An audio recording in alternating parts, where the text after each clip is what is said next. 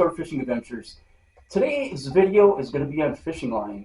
I'll kind of describe what lines that I use and why and that type of thing. You go into a lot of these box stores or even online, there's this endless amount of fishing line that's out there. I've used a lot of them, and through the years, basically 50 years plus, I've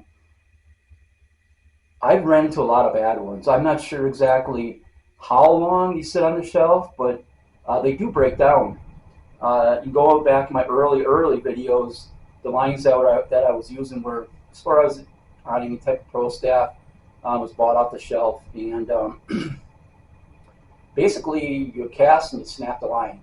It was never at the knot. It was actually a foot two even further up the line. And I've tried a lot of them through the years, and there's a lot of makes, and back then there was probably two or three manufacturers that made line. There was never a fluorocarbon, there was never a braid, that type of thing. That's leading into the products that I use. It's a company called Reaction Tackle.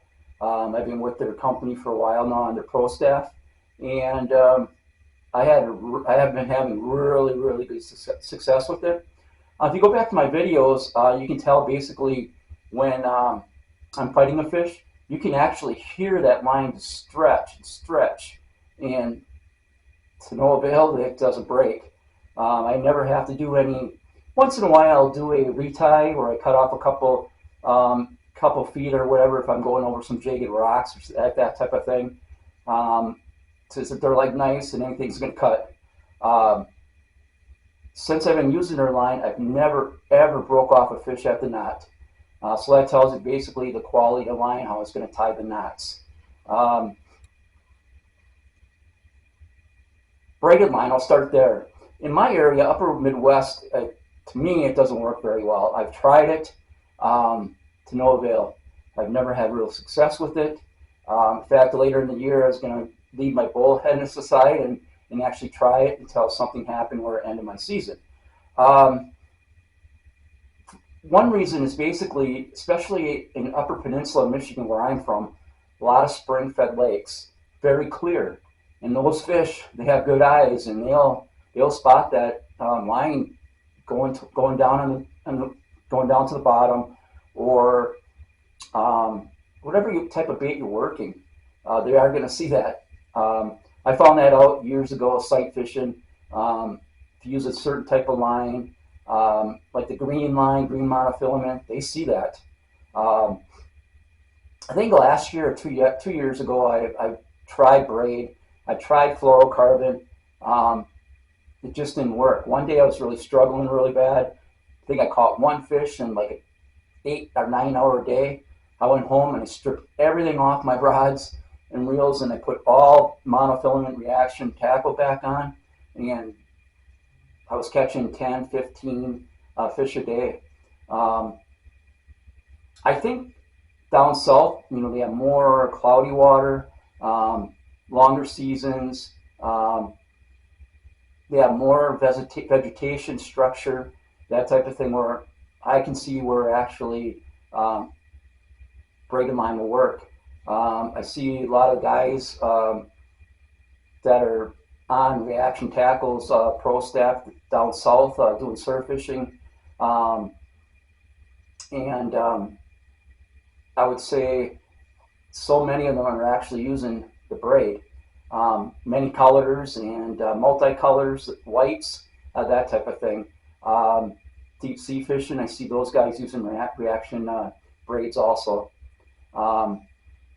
So basically, I went all back to monofilament. And I got an array of different types of different weights, different poundages. And I'll go through as far as why I use them. I'm going to start out basically, this right here I believe is a braid. Yeah, this is a braided line right here. This is actually 20-pound low vis.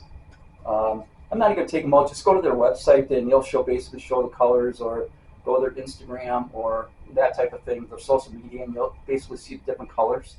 Um, Recently, they got into ice line and teardrop jigs for ice fishing.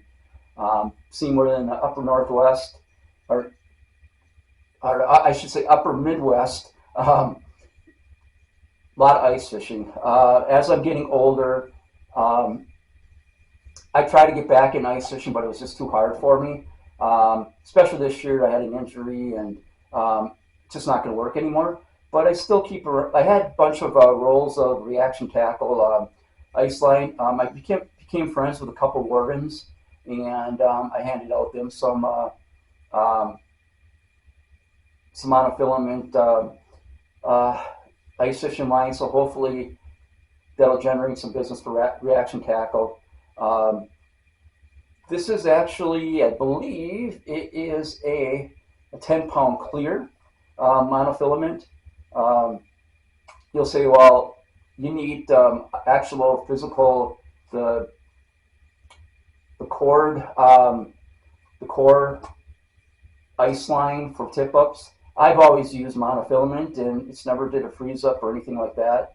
Um, as long as it's a little heavier line, so you can get that bait down, um, that type of thing. So that's actually their clear ice fishing line. Then we go into the monofilament. This guy right here is a 12-pound yellow. Basically, I picked that up in case I got into a stained water situation. We don't have much. I mean, I try to find it and try to give the fish a little different look. Everything here, the water for the last couple of years, I don't know if it's because the ecosystem's changing, the vegetation in the water's changing, that's making the water clear. I haven't had very good luck with it. So getting into the line of monofilament, I have 10, 12, 15, and 17. 10-pound, I like to spool that on a lot of my spinning rods. More and more now, seeing that this year I had pretty good success with soft plastics. And also, I'll put it on my bait casters if the fish are really sluggish. I'll put on a little lighter bait, and you get a little lighter descent. And hopefully that'll track that bite to those sluggish fish. For an example, it would be post spawn, when those fish aren't as aggressive. Then we go to the 12-pound. Basically, I use that mainly. Oh, for the 10-pound also, if you get on just like a 2-aught or 1-aught worm hook and just want to do a slight descent with it, 10-pound would be perfect. 12-pound basically is my go-to. I think it works in pretty much all situations. I have better luck with the heavier lines as far as the heavier for different situations. 12, I mean, I think it works for everything, like spinner bait, reactions, blade baits, anything of that nature. I think it works really good for that. Also, frog fishing, anything topwater. You don't want anything really heavy. Then I go to the 15. It's kind of like in between. I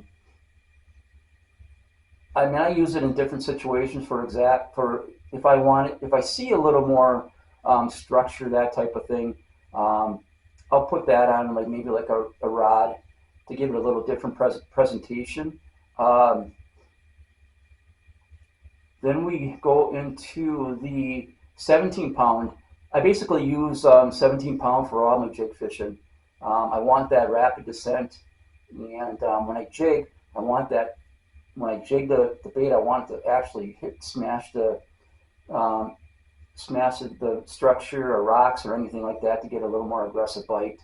And also, I feel if you go into a little lighter line, a lot of people or a lot of fishermen, they use heavy line, heavy braids to punch that structure or punch those reeds or lily pads, what have you.